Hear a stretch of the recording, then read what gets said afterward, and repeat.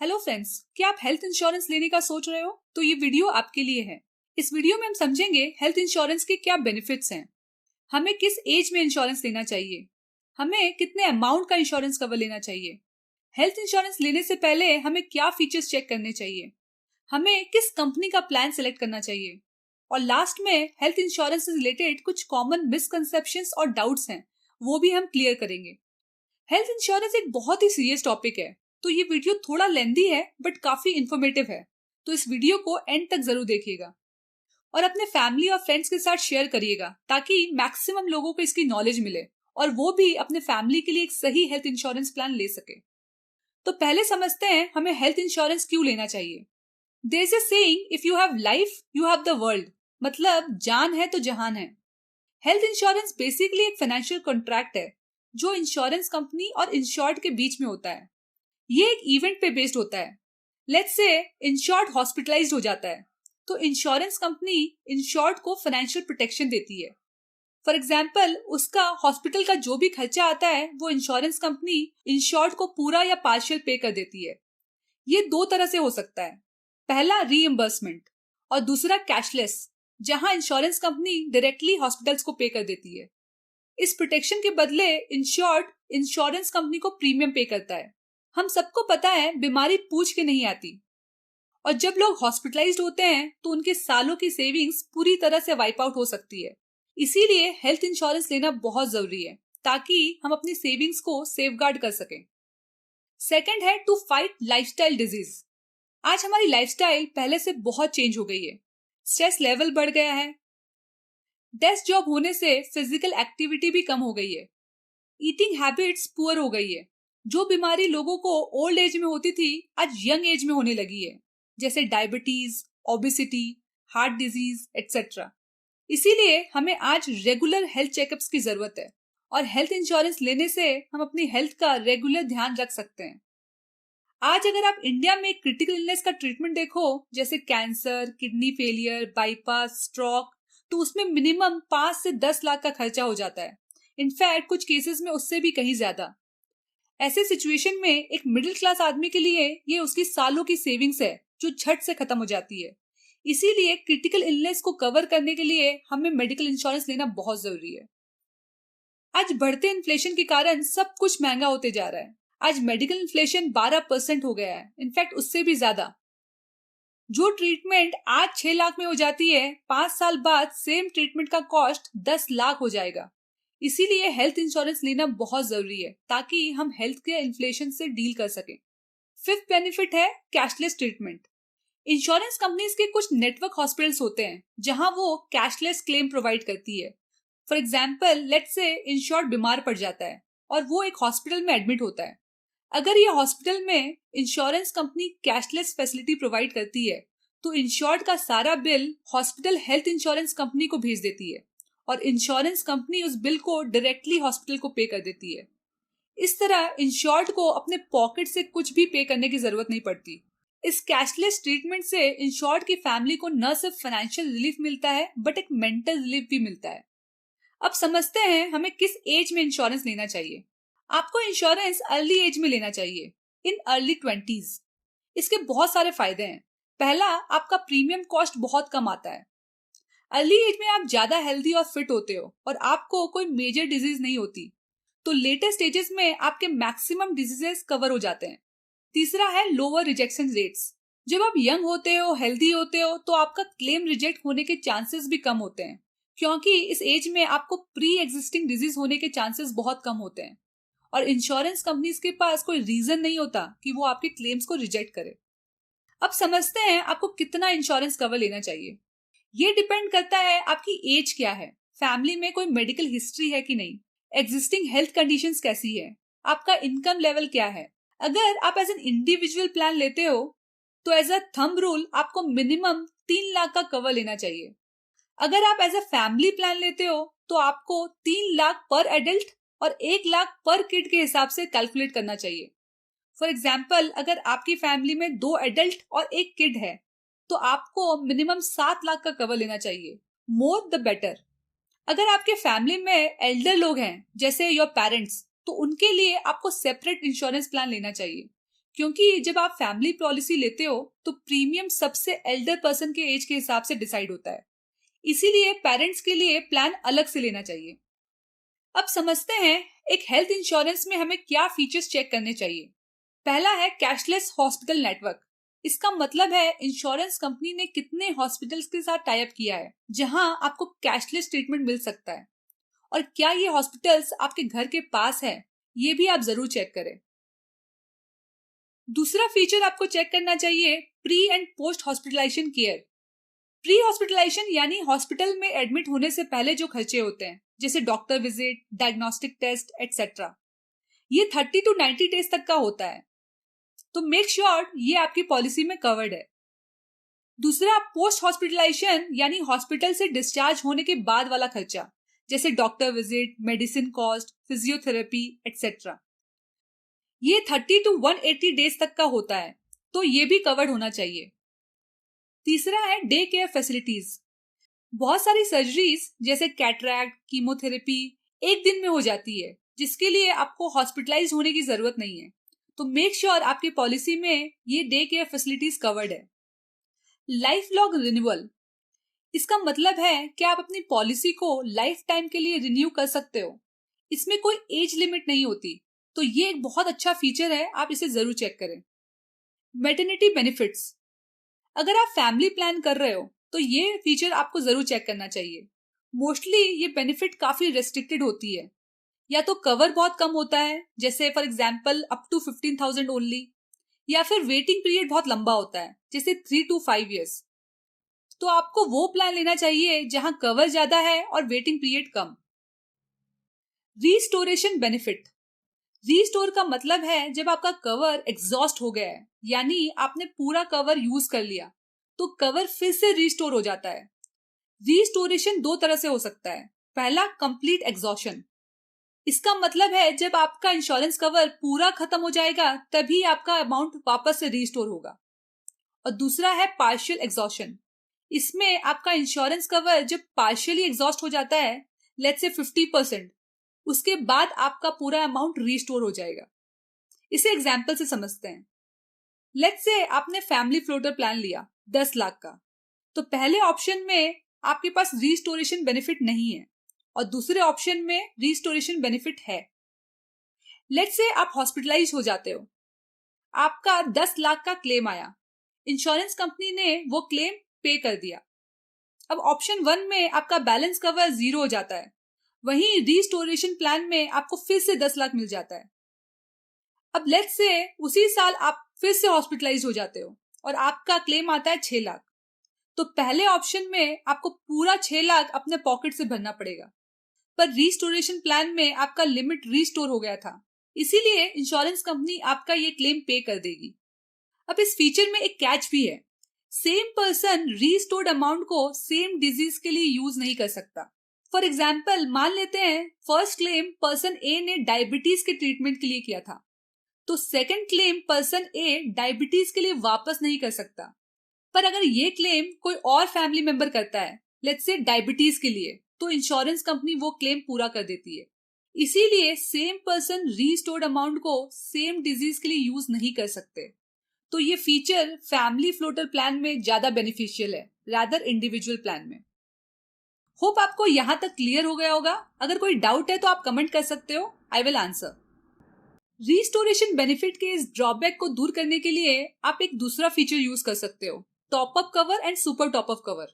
ये एक additional limit है जो आप अपने बेस प्लान के साथ ले सकते हो, और जब आप अलग से टॉप अप प्लान लेते हो तब आपका प्रीमियम कॉस्ट कम आता है कंपेयर टू आप अगर सिंगल प्लान लेते हो विद बिगर कवर।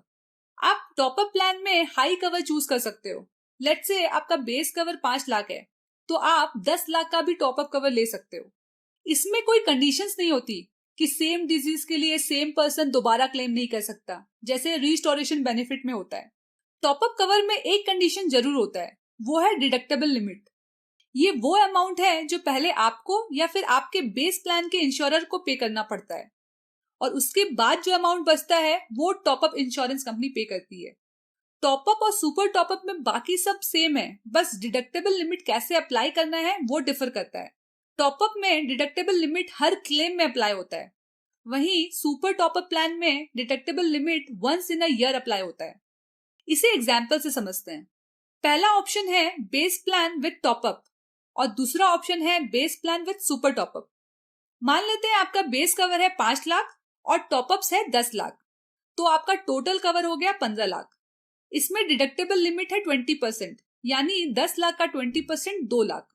अब इस साल मान लेते हैं आपका पहला क्लेम आया 5 लाख का, तो दोनों ऑप्शन में आपका बेस पॉलिसी का जो इंश्योरर है वो इस क्लेम को पूरा कर देता है। उसी साल आपका सेकंड क्लेम आता है 6 लाख का। अब आपके पास बेस कवर नहीं है तो आप टॉपअप्स यूज करोगे, तो सबसे पहले 2 लाख का डिडक्टेबल अमाउंट जो है वो आपको पे करना पड़ेगा और बाकी का 4 लाख टॉपअप कवर का इंश्योरर पे करेगा। Same in super top up plan. यहां तक दोनों में बेनिफिट सेम है। अब लेट्स से मान लेते हैं उसी साल आपका थर्ड क्लेम भी आता है 3 लाख का, तो ऑप्शन 1 में आपको फिर से 2 लाख का डिडक्टेबल अमाउंट खुद पे करना पड़ेगा और बाकी बचा 1 लाख वो टॉपअप इंश्योरर पे करता है। पर सुपर टॉपअप प्लान में ये पूरा 3 लाख सुपर टॉपअप इंश्योरर ही पे करता है, क्योंकि सुपर टॉपअप में डिडक्टेबल लिमिट सिर्फ एक बार अप्लाई होता है पूरे साल में। तो ये डिफरेंस है टॉपअप और सुपर टॉपअप में। होप आपको ये क्लियर हो गया होगा। अगर डाउट्स है तो आप कमेंट कर सकते हो। नेक्स्ट फीचर है no claim bonus.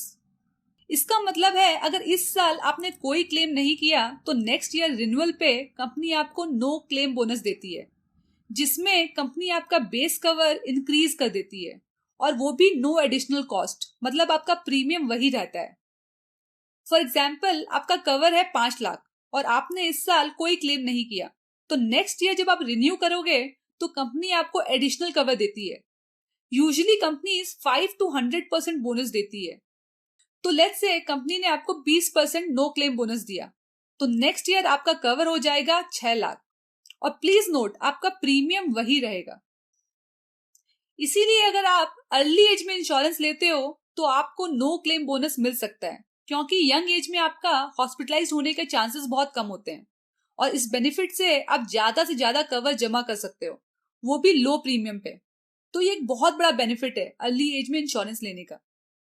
Free health checkups. जैसे मैंने बताया लाइफस्टाइल डिजीज काफी तेजी से बढ़ रहा है।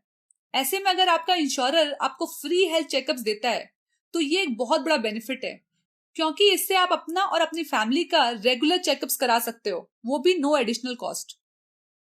Alternative treatments cover. आज ऑल्टरनेटिव मेडिसिन काफी पॉपुलर है, जैसे होम्योपैथी, आयुर्वेद, रेकी, एक्यूपंक्चर। और अगर आप इस तरह के ट्रीटमेंट्स को प्रेफर करते हो तो आप ये फीचर जरूर चेक करें।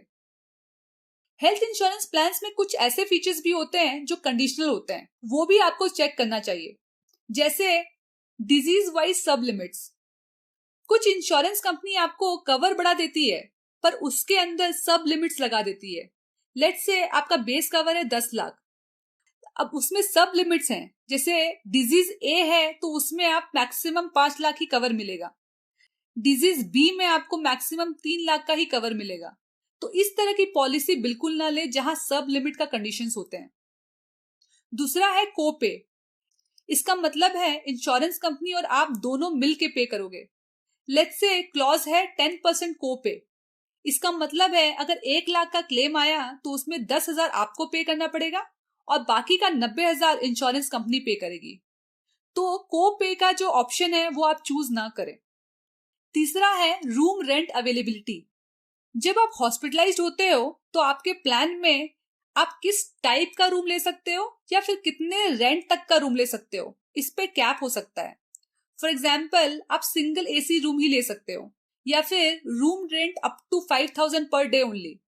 लेट्स से आप हॉस्पिटलाइज्ड हो गए और आपका जो रूम है उसका रेंट है 8,000 पर डे, तो इंश्योरेंस कंपनी आपको सिर्फ 5,000 ही पे करती है, बाकी का 3,000 आपको अपने पॉकेट से भरना पड़ेगा।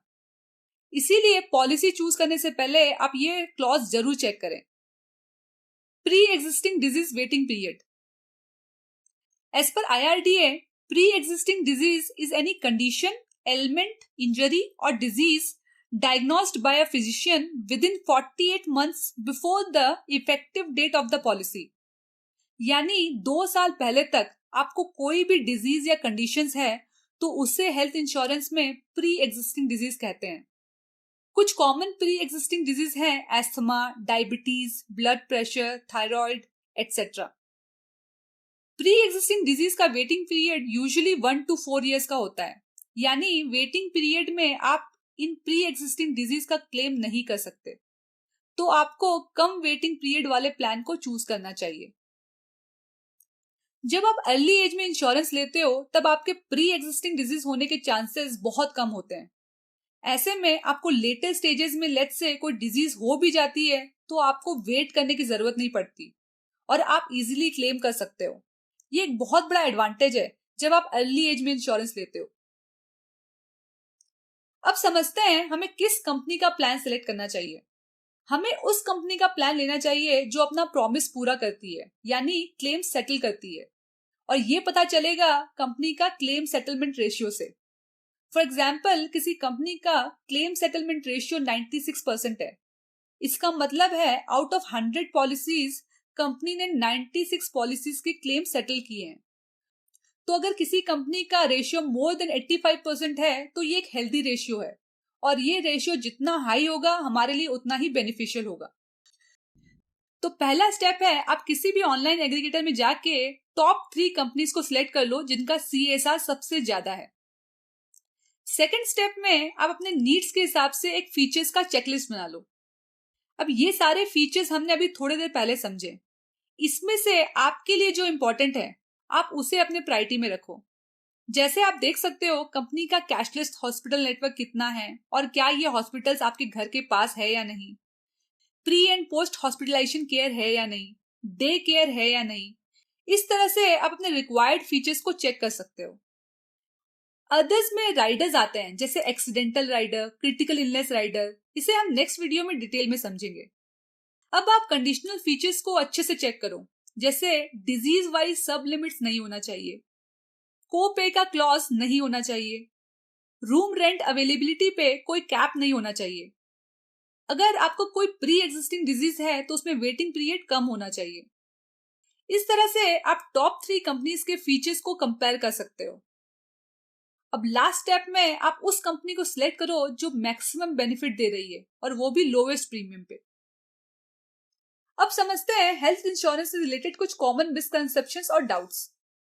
सबसे पहला मिसकंसेप्शन है कि अगर कोई पॉलिसी सस्ती है तो वो अच्छी होगी। अब ये जरूरी नहीं है। जैसा मैंने अभी बताया, कंपनी का क्लेम सेटलमेंट रेशियो और फीचर चेक करके ही आपको पॉलिसी लेनी चाहिए, ना कि सस्ते प्रीमियम वाली पॉलिसी। क्योंकि जब आपको एक्चुअल में मेडिकल इमरजेंसी आएगी तो उस समय जो कंपनी आपका क्लेम सेटल करती है, और वो भी हैसल फ्री, वो ही मैटर करेगा, ना कि लो प्रीमियम कॉस्ट। दूसरा मिसकंसेप्शन है कि मुझे अपनी कंपनी से हेल्थ इंश्योरेंस प्लान मिला है तो मुझे पर्सनल प्लान लेने की क्या जरूरत है। तो सबसे पहले आपको ये समझने की जरूरत है कि कॉर्पोरेट प्लान के अपने एक लिमिटेशंस होते हैं। सबसे इंपॉर्टेंट, जब आप कंपनी छोड़ते हो तो आपका कॉर्पोरेट प्लान टर्मिनेट हो जाता है। ऐसे में अगर आपको मेडिकल इमरजेंसी आ जाती है तो वो सारा खर्चा आपको अपने पॉकेट से भरना पड़ेगा। दूसरा, insufficient cover. Mostly corporate plan में एक लिमिटेड कवर मिलता है। फॉर एग्जाम्पल, आपका कॉर्पोरेट प्लान में कवर लेट्स से 3 लाख का है और आपका मेडिकल बिल आया है 5 लाख का, तो बाकी के 2 लाख आपको अपने पॉकेट से भरने पड़ेंगे।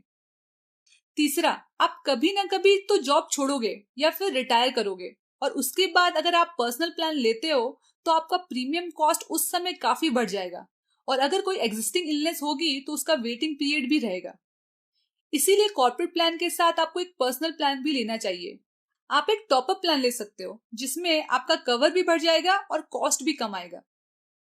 बहुत लोगों के ये क्वेश्चंस होते हैं कि क्लेम क्यों रिजेक्ट हो जाते हैं। मोस्टली क्लेम रिजेक्ट होने का रीजन है कि इंश्योर्ड वेटिंग पीरियड में क्लेम कर देते हैं, जिसके कारण उनका क्लेम रिजेक्ट हो जाता है। दूसरा है नॉन डिस्क्लोजर। अगर पॉलिसी लेते वक्त आप कोई भी एग्जिस्टिंग डिजीज हाइड करते हो और लेट्स से इंश्योरेंस कंपनी को ये बाद में पता चल जाता है तो आपका इंश्योरेंस टर्मिनेट भी हो सकता है। अगर आपने पॉलिसी को रिन्यू नहीं किया तो इंश्योरेंस कंपनी आपको एक ग्रेस पीरियड देती है जिसके अंदर आपको पॉलिसी रिन्यू करना होता है, नहीं तो पॉलिसी लैप्स हो जाती है। अगर ग्रेस पीरियड में आप कोई क्लेम करते हो तो इंश्योरेंस कंपनी वो पे नहीं करती। होप आपको इस वीडियो से हेल्थ इंश्योरेंस को लेके काफी क्लैरिटी मिली होगी। अगर आपको अभी भी कोई डाउट है या क्वेश्चन है तो आप कमेंट करके जरूर बताएं, आई विल आंसर। अगर आपको वीडियो पसंद आया तो लाइक करके जरूर बताइएगा। अगर आप फाइनेंशियल प्लानिंग और इन्वेस्टमेंट रिलेटेड वीडियोस देखना चाहते हो तो मेरे चैनल को सब्सक्राइब जरूर करें और बेल आइकन को प्रेस करें ताकि आपको नेक्स्ट वीडियो का नोटिफिकेशन मिल जाए। मिलते हैं नेक्स्ट वीडियो में। Take care.